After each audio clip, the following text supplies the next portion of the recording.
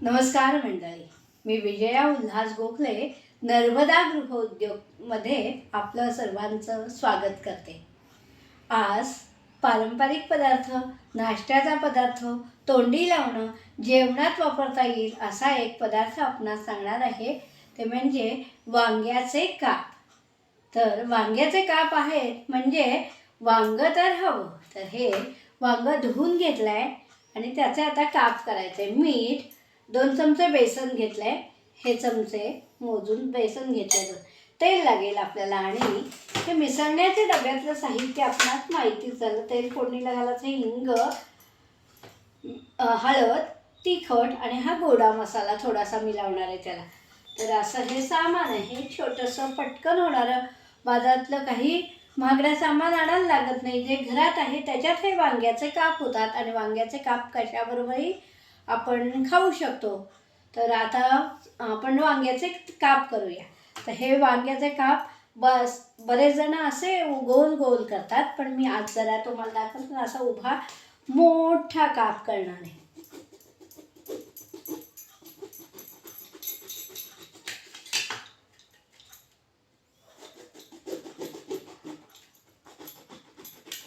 त्याच्यात तिखट, मीठ, गोडा मसाला आणि हिंग,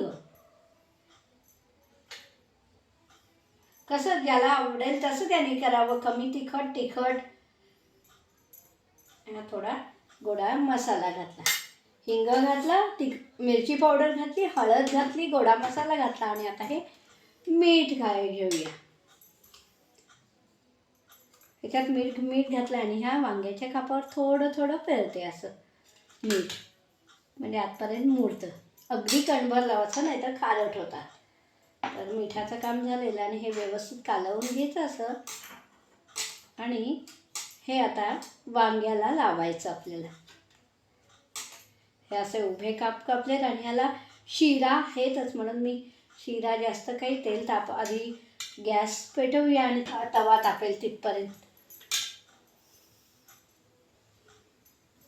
हा बिडाचा तवा आहे, त्याच्यात डोसा, पोळी होऊ शकते, वांग्याचे काप होतात, म्हणून मी त्यात करते. बिडाचा आहे म्हणून.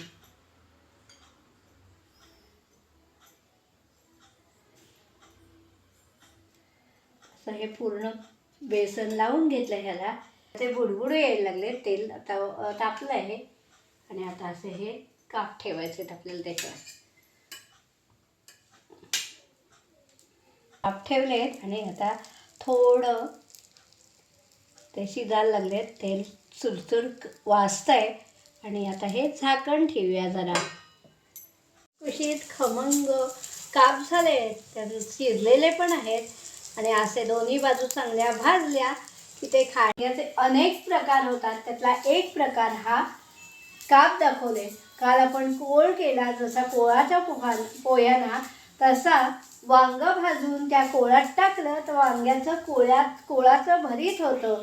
वांग्याचे काप होतात. काप तयार आहेत, खमंग काप तयार आहेत आणि सुंदर लागतात. तर हे असे काप तयार आहेत, मस्त खुसखुशीत, एकदम खायला चटपटे असे लागतात. आणि आता हे आपण ब्रेड बरोबर खाऊ शकतो, आमटी भाताबरोबर खाऊ शकतो, पोळी बरोबर सुद्धा खाऊ शकतो. त्यामुळे नाश्त्याला पण होतात. नाश्त्याला खायचं तर ब्रेडमध्ये घालून तुम्ही खाऊ शकता आणि आमटी भाताबरोबर तोंडी लावणं म्हणून भाजीच्या ऐवजी घेऊ शकतो. पोळीबरोबरही खाऊ शकता. त्यामुळे असे हे बहुगुणी वांग कुणाला आवडत नसेल असं नाही. तर नक्की काप करून बघा आणि कसे झाले तुमचे ते नक्की सांगा.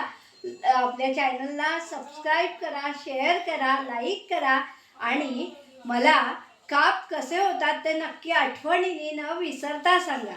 धन्यवाद. नर्मदे हर.